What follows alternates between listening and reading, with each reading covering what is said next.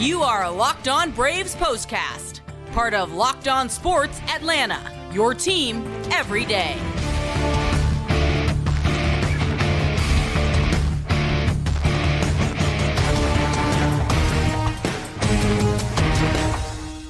Hello and welcome into the Braves POSTCAST, part of the Locked On Sports Podcast Network, your team every day.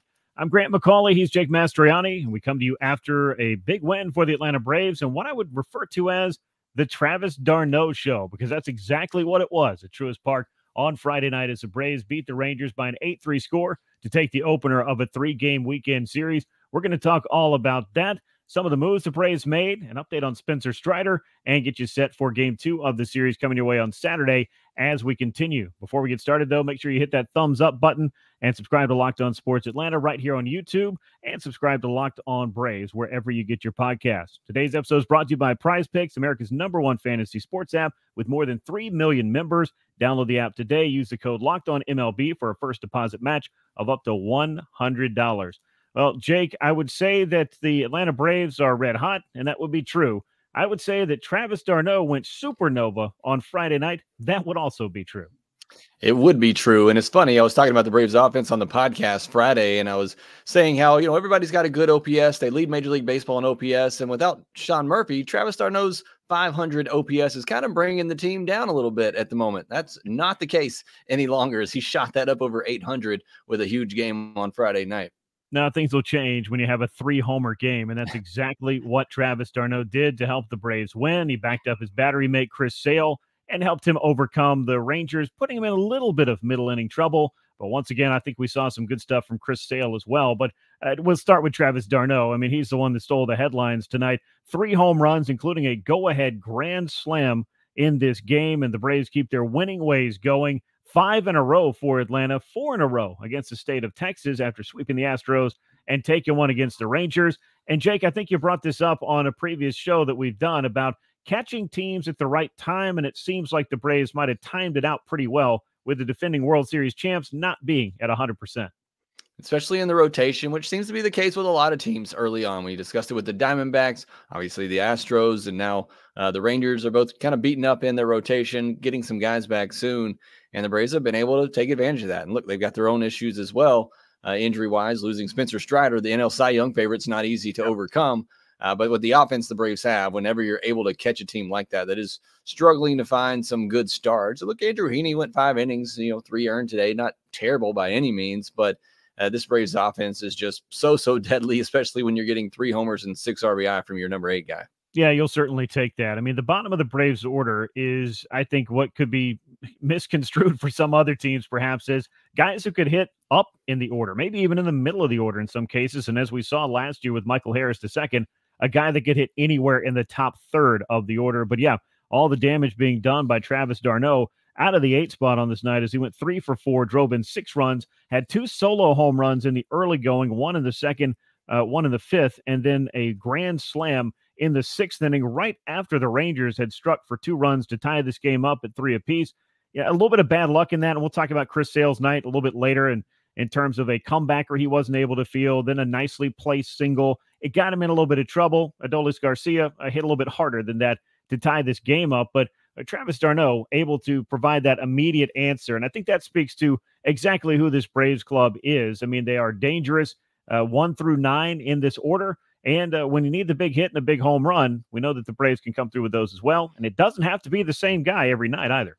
No, it doesn't. And again, that's what has made this team so special for years now, is that they can take a punch. It can be an ugly loss, and they'll come back the next night and get right back at it. They just don't let things faze them. They don't let it, stew on it too long. They get right back out there and just go after it. And right now, obviously, they're in a good place winning 5 in a row, but you're just within the game. Like you said, Chris Sale's kind of going along. Braves got a nice lead. Feels like it's going to be a pretty good night. And then the Rangers tie it up. And what do the Braves do? Come right back and put up a big inning and do it with 2 outs as well. And even in that first, go back to the first inning, and you had it after the Rangers took a lead, and you had 2 outs in that inning, and Marcell Ozuna is able to get a 2-out hit to get the Braves on the board and even it up. I mean, it's just what this offense can do. And like you said, it's been a lot of Ozuna and Arcia early on in this season, but it can be anybody in this order. And it just happened to be Travis d'Arnaud's night in this one, and he came up big several times for the Braves. Yeah, he definitely did. 3 times to be exact. Got a shot at a 4th home run in the 8th inning, grounded out to short. I'm just glad that he got that opportunity because you may notice I'm wearing my Atlanta Fulton County shirt. That's the last place a Braves hitter hit 4 home runs. It was Bob Horner back on July 6th of 1986. I wasn't at that game. I don't necessarily remember that game. I've watched the highlights many times. Bob Horner hit 4 home runs in that game and lost. I think Travis d'Arnaud will take hitting 3 home runs in this game and winning over making that little piece of history. Absolutely. I mean, it's all about winning. You know that at the end of the day, but it was really cool to see him get that 4th at bat. You saw everybody in the dugout up on the top rail, cheered him on, watching that moment. And, it's not something that doesn't happen very often, obviously. So to him to at least get that chance, thought he walked, but apparently the strike zone was going lower than ever in this one. But he did get a chance at it, which I was glad he didn't walk because I wanted to see him get that opportunity. Still hit the ball pretty hard, but just right at the shortstop. But just what an incredible night for him. And he talked about it after the game, how, just felt like he was doing too much and tried to shorten up his swing. And it paid off big results that we've seen here. And I was surprised. I joked a little bit earlier talking about the team OPS number, despite, what Travis d'Arnaud has done so far. But it just doesn't feel that way when I watch d'Arnaud hit because it seems like he does always kind of come through for you in big spots. So I was a little surprised to see that his average was so low and his OPS was as low as it is because he just always seems to put together a good at bat and give you a big hit when you need it. Yeah, and it just feels like, maybe it's the eye test thing over the numbers and the results thing, that he is doing well enough at the plate, swinging the bat well, I guess, to put it the most simple way. I noticed something before the game. I tweeted this out, and I noticed that it ended up in the Apple TV broadcast, which I was glad to see. But the Braves do this little contest. I think it's a home run hitting contest, basically, in the last round of BP. I don't know what all the rules are, but I can tell you this. If you lose, you end up having to do push-ups. And Travis d'Arnaud was the man who had to do the push-ups prior to Friday's game. I don't know if Braves fans are going to want him to do this every single time he plays, but if he is superstitious, he might want to at least consider the push-ups if it's going to lead to 3 home runs in one night. Yeah, I mean, everybody should be doing the push-ups before the game, and this is what it leads to. So, it's fun there. You get that last round of BP. I think it's 1 pitch and try to hit a home run there. But, certainly whatever's got to work, pump the muscles up, get the juices flowing, get that home run swing down. Well, Travis d'Arnaud was doing his best Scott Steiner impression prior to this game. And during the game, he was doing his best impression of perhaps a couple of Hall of Fame catchers. Sarah Langs of MLB.com posting that Travis d'Arnaud is just the 3rd catcher in Major League Baseball history to have multiple 3 home run games in his career. He first did it as a member of the Tampa Bay Rays in 2019, and he did it again as a member of the Braves here in 2024.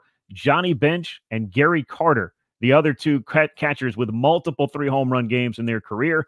I don't know if that bodes well for Travis d'Arnaud joining those men in another club at some point, but either way, that's a pretty cool factoid to be on a short list with players like that. And it also speaks, I think, to the longevity as well that Travis d'Arnaud is starting to show as his career has kind of reached another level in his tenure with Atlanta. Yeah, I saw that tweet from Sarah, who always does a great job coming up with that stuff. And that was my response as well.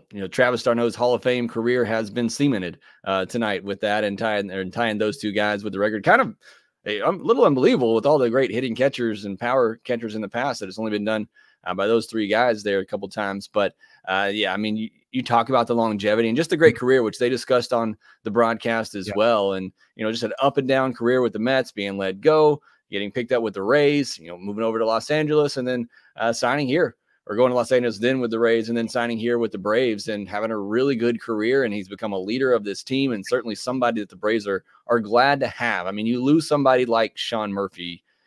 And look, I want Sean Murphy back. He's a great catcher. I think he has a chance to be one of the best in baseball. Yeah. But you feel pretty good with Travis d'Arnaud back there from what he can do, calling a game, and obviously, as we talked about, the big hits that he comes up with. Yeah, pretty crazy the way that works. And we've talked about this more than a few times in the last couple of years. How many teams out there would like to say that Travis d'Arnaud is their reserve or backup catcher? That's the position that the Braves are in. They've got an all-star in Sean Murphy. They got an all-star in Travis d'Arnaud. So a very good place to be in if you're the Atlanta Braves. And without Sean Murphy for the better part of the season after he got injured on opening day, Travis d'Arnaud has stepped in. He has led the staff. He's come up with some big hits. And tonight he had a career night and his best night, I'd say, in a Braves uniform, at least individually speaking, with a 3-homer and 6 RBI game. and helping the Braves to beat the Texas Rangers by an 8-3 score. We got a lot more to get to here on the Braves Postcast. When we continue, we'll go inside the line score and the box score of this game, talk about Chris Sale's start, a little bit more about Travis d'Arnaud, I'm sure. That guy Marcell Ozuna might make an appearance, and a lot of other things we want to get to as we continue on the Braves Postcast. Prize Picks is America's #1 fantasy sports app with more than 3 million members. It's the easiest and most exciting way to get in on the action while you watch your favorite sports and players. Baseball season's in full swing. We are more than halfway through the month of April. Don't miss your chance to add your favorite players from the diamond to your Prize Picks entries, whether it's strikeouts, RBIs, first inning runs, Travis d'Arnaud home runs.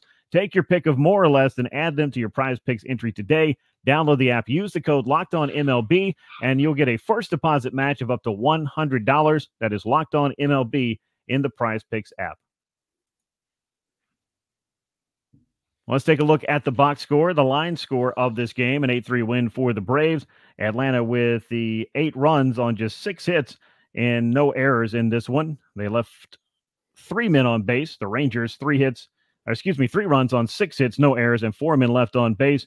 The loser is Latz. The winner is Sale. And we're going to talk a little bit more about Chris Sale here in a moment and his most recent start and the trend of his last couple of starts as well. 6 of the 8 runs for the Braves were knocked in by Travis d'Arnaud. Another one was brought home by Marcell Ozuna, and a solo homer from Michael Harris, which actually gave Travis d'Arnaud that one extra opportunity at a potential 4-home-run game. Wasn't to be, though, but a great night nonetheless. And Chris Sale, the beneficiary of all the great work that his battery mate did. 7 innings for Chris. Again, 5 hits, 3 runs, 1 walk, 7 strikeouts for him. Gave up the leadoff home run. Then it seemed like he buckled in and may not give up anything else. But, Jake, I know he's had a couple of crooked numbers hung on him in the last couple of games, but I have really liked the way that Chris Sale is throwing the ball right now. Yeah, I don't know if we can keep saying that he pitches better than the line looks, but that's just the way that I feel when I watch him pitch. It feels like he's in complete control. And then at least the last 2 games, he just had that inning where, ball bounces one way here or there and things could be a little bit different. Call goes, his way here or there and things are a little bit different. 6 innings, 3 earned, would have been a good start. You will take that, certainly. Mm-hmm. But going back out for that 7th inning and being able to get through that, doing it as efficiently as he did, I mean, that's huge. That's what you want your veteran pitcher in your rotation to do, to go out there, give you some length, give the bullpen a night off. Like, I know they had the off day on Thursday, but that bullpen, we talked about it. They pitched in that series like it was a postseason World Series type of matchup. And Snitker pulling all the right buttons, but how to use a lot of those guys in high leverage situations. It's different in my mind. You're coming in a 6-0 game, or then you're coming in a 3-2, a 3-1 game. And there's a lot of high leverage situations. They had to use some big bullpen arms there. So to be able to give them that extra inning and give the bullpen a little bit more rest, even after the off day, I mean, that speaks volume to Chris Sale, just the competitor he is, to want to go back out there and to continue to pitch. And again, I think he's going to be a great fit for this team. And I think it was went from a good start in that 7th inning, in my mind, made it a great start. Yeah, it definitely did. And the way that he did it is such demonstrative fashion to go out there and get him 1, 2, 3. And he was fired up about that because he was probably as frustrated as anybody will find in kind of the misfortune of the placement of a couple of hits that got him into trouble in the previous inning, and he wasn't able to make the pitch and get out of it. But you're right. I mean, to give this club, and to give that bullpen, I should say, 7 innings to work with so that you don't have to think about 3, 4, 5 different relievers having to come in and cobble things together, even after the off day. All of this kind of adds up, I think, in this bullpen, not just in the series against Houston, but if we go kind of back into really the starters having trouble getting to the 6th and 7th innings consistently, this is a bullpen that's worked a lot this year. So I think these kind of nights, and the fact that it's now become a little bit more of a trend for the Braves rotation as a whole to get a little bit deeper into the game, that is something that I think bodes well, not just for what the Braves are going to get from their starters, but also what they're going to be able to get from their bullpen as an extension of that. Yeah, because it's a long season. You know that. Brian Snitker, Alex Anthopoulos know that. Yeah. And you want to win games. You want to win all the games you have a chance of winning, but you also want to make sure that you have your arms as fresh as possible for the end of the season. And the last thing you want to do is have to burn out your bullpen in April because your starters aren't able to go deep into games. So right. I get it early on in the season. Starters are going to be a little bit limited in what they can do. Look, he only threw 89 pitches in this one. I mean, who's to say he couldn't have gone out and thrown another one? That's just how efficient he was, especially in that last inning. but any time that you can have games like this, and the grand slam to give a little bit of a lead, that probably added a little bit more cushion too, and allowed for the fact that Sale, to be able to go back out there and have a little bit longer leash. So that plays into it as well. But anytime you can just give that one extra inning, I think, as a starter and save the bullpen and pitch it well, obviously you don't want to go out there and let them back in the game. That's going to be huge all season long. Yeah, and I think that, it may have been a case where if the Braves took the lead back, that would get Chris Sale at least batter to go out there for that one more inning. But once they put 4 on the board, it really opened up the opportunity to, breathe a little bit of a sigh of relief, at least for the moment, that you've taken the lead back, and now start thinking about how you want to backfill. If Chris Sale's able to give you the 7th, he did that. Tyler Matzek came in, another scoreless inning, 2 more strikeouts for him. I thought he looked pretty good. dArnaud was talking about on the radio broadcast kind of the life that the fastball is starting to show. That's a good trend for Matzek. And remember, it's not just about the velocity for this. It's a lot about the movement, the placement, the execution of it all. And I do think we've seen some good stuff from Tyler Matzek the last couple of times out. We talked about it a lot on here with Tyler Matzek and just where he is in the comeback. And we do focus a lot on the velocity because I think that's a big part of it. But it's more so, the velocity, it's more so the location and being able to play off that slider that is so good for him. And that's what he's done such a great job of this year. But it's interesting you mentioned that about what dArnaud said, because when I was watching him tonight and I was seeing people or hitters late on that fastball at 94, 95, that does tell you maybe there is a little bit more on that fastball than what the perceived velocity or what the actual velocity is telling us. Maybe the perceived velocity is even more than that, and it plays up a little bit. Yeah, and the way that Mookie Betts described that inning, I've seen that clip a handful of times, and he just flat out admits it. He's like, this dude's just throwing fastballs right by everybody, but those fastballs were not just normal, straight, right down the middle. I mean, they look that way, but I think that the perception from the hitter and the execution of those pitches, and of course the velocity does help out, perceived or otherwise. That's the kind of Tyler Matzek that I think the Braves would very much like to see, and that's what he's been working so hard to get back to. And I do think that velocity is going to come along for him, as it appears to have done here over the first couple of months, dating back to spring training, those appearances as well, as he's building up and getting back into the rhythm of being a reliever who can pitch multiple times a week. Now, Pierce Johnson tossed the 9th inning for the Braves, a scoreless frame for him, as he was able to close it out for Atlanta. A 5-run cushion, though, so no save to be had in this game. As we talked about the Braves offense and Travis d'Arnaud so much, a little mention of the Michael Harris home run, but Marcell Ozuna did it again, extended his hitting streak, hit the ball hard a bunch of times tonight. I wouldn't have been surprised to look at this box score and see 3, if not 4 hits from Marcell. That's how well he was swinging it. But an RBI single that got the Braves even in this one, got the offense started, and Travis d'Arnaud pretty much took it from there. Michael Harris put the exclamation point on it. He did, and good to see Michael get that hit. He goes from batting second in the lineup with a lefty starter. He moves down to 7th, gets a couple of hits, home run late. He had been squaring up some baseballs over the last week or so, but it seemed like he wasn't quite getting those results. So good for him to see that. And you mentioned Ozuna, 105.7 mile per hour fly out in this one, 112.3 mile per hour single that he had. I talked about that first inning, how key it was after you had the leadoff home run from Semien, who had good numbers against Chris Sale. He also has good numbers against Charlie Morton, so watch out for that. But to be able to answer right back with that, a 2-out hit from Ozuna to score Acuna there, I thought that was, huge point early in this game to kind of just punch right back. But a lot of guys tonight, up and down this order, I mean, we talk about it, just put together good at bats, a lot of hard hits. Acuna, I know we haven't talked about, he gets on base 2 more times, doesn't have a hit, but gets 2 walks, did have a hard hit in this one. Riley, 2 hard hit balls, Olsen, 2 hard hit balls. I mean, it's just, it's up and down. Everybody's giving you good at bats. They're putting the ball in play,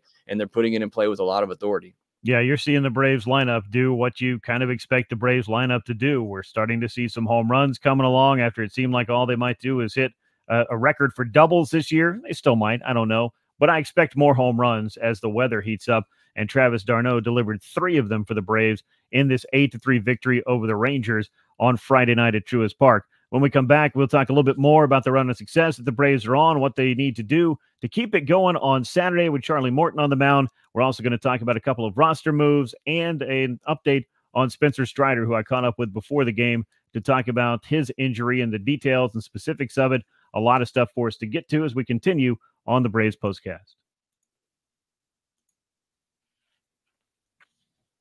Today's episode is brought to you by FanDuel. Right now, new customers can get $150 in bonus bets guaranteed.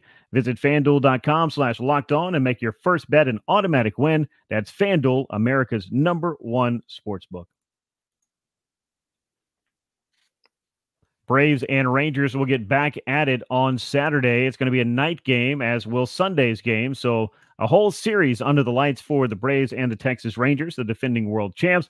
As we mentioned, Atlanta's run of success against Texas teams is now 4 in a row. Their overall winning streak, though, for the Braves is 5 straight. And Atlanta just improving its record overall. Best in the National League, one of the best in baseball at 13-5 as far as the winning percentage goes. I believe the Braves are still in the lead as far as that's concerned. The Rangers, meanwhile, 11-10 now. They've had a lot of trouble cobbling together their rotation. They're still trying to solve that without Jacob deGrom, without Max Scherzer, and with no more Jordan Montgomery. But they are going to have a pretty good pitcher on the mound in Game 2 in Nathan Eovaldi, who will match up against Charlie Morton. Let's start there and then go through some of the other items on our Braves checklist for the news on Friday. Jake, Charlie Morton, I don't think necessarily pitched as badly as his line may have looked against the Marlins last time out, but he simply wasn't able to avoid the just very pesky and persistent hits that the Marlins were getting with runners on base to keep chipping away at what was a 5-1 lead at one point for him and just wasn't able to hold on to it. That's something I'm sure he wants to do a much better job of against the Rangers if this Braves offense can do anything close to what it did tonight. And hopefully they do, but hopefully Charlie Morton looks like Charlie Morton that we've come to know and love, the good version of him anyway, where he can go out there and command those pitches and get the swing and miss on the curveball. That's been the big thing with Charlie Morton that I've talked about that's worried me the most is just the whiff rate on the curveball is not there. He's not getting those chases that he normally gets, and that's something I want to watch for, but certainly just the command. Can't have the walks. He's done a much better job, last year of cutting down the home runs, but, it's really obviously key. Goes without saying with the rotation and where it is that Charlie Morton can go out and consistently give you 6, good innings. That's really what you're hoping to get from him. And we just haven't got that version of Charlie Morton yet. And I think he'll get there. I have confidence that he can be that guy again. But if there's one person in the rotation that is giving me a little bit of concern right now, it's Charlie Morton. I'm not worried about Max Fried. I believe he'll get back on track. Chris Sale's looked good. Ronaldo Lopez has looked even better than I could have imagined, but it really is key, obviously, for Charlie Morton to kind of get on a run here, get some good momentum, some good vibes, and hopefully get a good start together for the Braves. And like you said, that offense, at the very least, go to work and make things a little bit easier on them. Yeah, and Charlie last year, at age 39, started a bit slowly, had a lot of kind of up and down, we'll call it mercurial results for him in those first, it felt like 10 or 12 outings, and all of a sudden, it got into the month of June, the Braves got hot, and Charlie Morton seemed to get on a nice run that carried him into the latter part of the season. Of course, the finger injury took him out of the rotation plans for the postseason. But as far as being able to figure some things out as he goes, I don't want to say on the fly because there's a lot more that goes into it than that. But I feel like Charlie is capable of figuring out things the way that he did a year ago. And when you look at the overall track record, you feel like you're comfortable enough that this guy can give you 6 innings and 3 earned runs or less, and your offense will give you a chance to win that game. And I think the Braves would take a 6 inning, 3 runs or less start from Charlie. Just a quality start by the definition of it would be just fine with him. He's going to be matching up against Nathan Eovaldi as Texas has tried to build a rotation with a lot of swing and miss stuff. Unfortunately, the only guy who's out there right now able to deliver for them has been Eovaldi, and this is a guy who has been, I think, one of the great stories of persistence throughout his career, was a highly regarded prospect. It seemed like he was going to have all the talent, but were the results going to happen? Were the injuries going to stop for him? But he certainly found a next level, and Texas is hoping that he's going to be able to help them even up this series in Game 2. And it's going to be, I think, a tough challenge for the Braves, as Eovaldi has been pretty tough in recent memory against his Atlanta club. Yeah, he's been really good to start the year as well. It kind of seems a little similar to Charlie Morton and kind of his career path, just kind of some ups and downs, late bloomer. High pedigree coming up. Yep. And then just kind of had figured it out here late, but he's somebody that, again, like Charlie Morton, when he's on, he can get those swings and misses. He can rack up the strikeouts, but when he's off and the command's just not there, he's also somebody that things can get away from him. And hopefully that's the case. He has over a 50% whiff rate on his curveball this year, does Eovaldi, something we're used to with Charlie Morton, but it's really that split finger. When it is on, he is almost untouchable. Over a 40% whiff rate on that. Batters not hitting 147 or expected batting average of 147 against it this year, an actual batting average of 083. So like I said, when that pitch is on, it is virtually unhittable. And that's what Nathan Eovaldi is going to feature and what the Braves are going to have to go up against on Saturday night.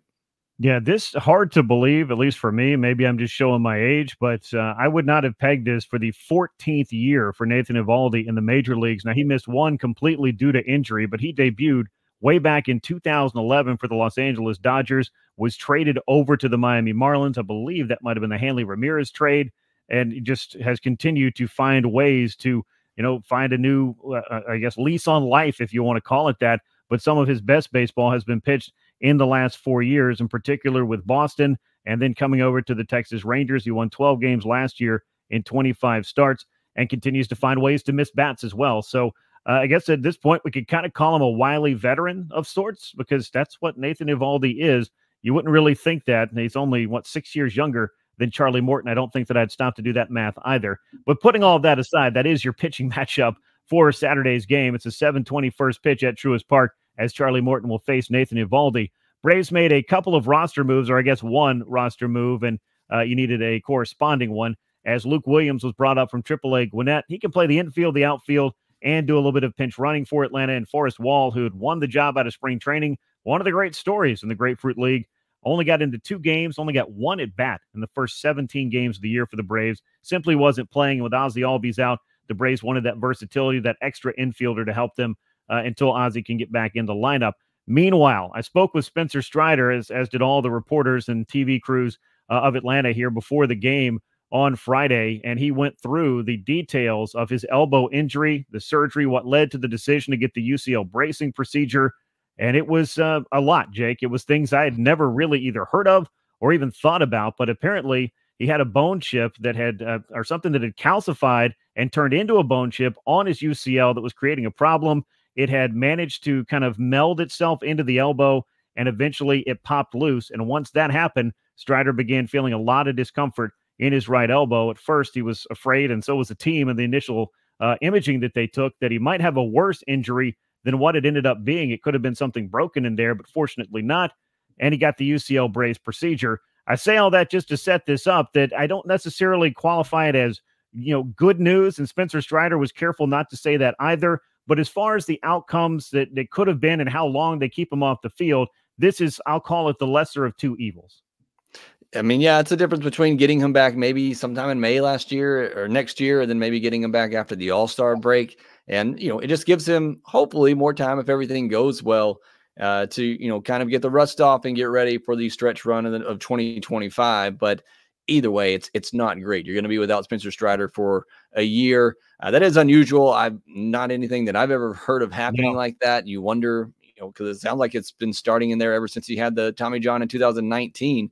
Maybe that was starting to develop. So that's a bit unusual. Again, it still just really stinks. We don't get to see Spencer Strider for a year, but like you said, maybe the lesser of two evils here. Yeah, it may have been. And he said he believed that this had been something that had been going on since at least 2022. And he said, this was, I guess, in a way, kind of a blessing in disguise, that it wasn't another Tommy John. I mean, I think everybody can admit that, but it's not really going to do a lot in the interim, because his 2024 season, as you just pointed out, is over. And he also said he was going to stick around the team as much as he can, do his rehab. They live in Atlanta now, he and his wife. So, they're going to be around, but he doesn't want the team spending a bunch of time and energy focused on what's going on with him. He still believes they can go out and win the World Series. And from his mouth and a lot of other Braves, that was the goal. World Series or bust. So it'll be, tough, but bittersweet, if you will, I'm sure, for Spencer Strider to watch it all. But I know that he is itching to get the opportunity to get through this rehab and get himself back on the mound in 2025. He certainly is. I mean, he's a competitor. He's kind of become one of the more vocal leaders on the team, I believe, and just the way that he is so honest and upfront in his interviews, and the way that he talks about his goals and the team's goals and what they want to accomplish. So you do hate to lose that, and that he's not going to be out there, but he's going to work hard. He's going to come back and be that guy. Hopefully, again, for the Atlanta Braves, like I said, hopefully a little bit earlier in 2025 than we were expecting. But I think he's right on. I mean, it's crazy to say you lose the NL Cy Young favorite, and I don't think it changes much about the goals for this team this year. Obviously, it'd be much easier if you had Spencer Strider, But with this offense, and I still think with the rotation that we have, even though it's been a little bit bumpy to start the year, it's still good enough to win a World Series. And that is still the goal for this Atlanta Braves team. Yeah, and I don't want to put more on 2021, which can be a bit of an outlier of sorts. But if you told me, hey, the Braves are going to lose Ronald Acuna Jr. and they're still going to win the World Series, I'm going to make you show your math, because I wouldn't have believed it, and a lot of Braves fans wouldn't have. And if you go back and crawl through my mentions and the responses I got to each one of the trades they were making for outfielders at the deadline, there were a lot of people in there wondering why the Braves were wasting their time in 2021 trying to make a run at it when they couldn't even figure out how to be a 500 club in consecutive days for much of that season. But we will leave the past in the past. The Braves' goal for 2024, it remains the same. Unfortunately, Spencer Strider will not be a part of that, but hopefully 2025, he'll be back and better than ever. That brings us to the end of this edition of the Braves Postcast. As always, we appreciate you riding along with us. Braves with an 8-3 win over the Rangers. To start the weekend, it's Charlie Morton and Nathan Eovaldi in Game 2 at 7:20 on Saturday. We will look forward to catching up with you later this weekend. Make sure that you leave us a thumbs up on this video. Hit that subscribe button to Locked On Sports Atlanta on YouTube, and subscribe to Locked On Braves wherever you get your podcasts. For Jake Mastroianni, I'm Grant McAuley. We will catch you next time. And until then, so long, everyone.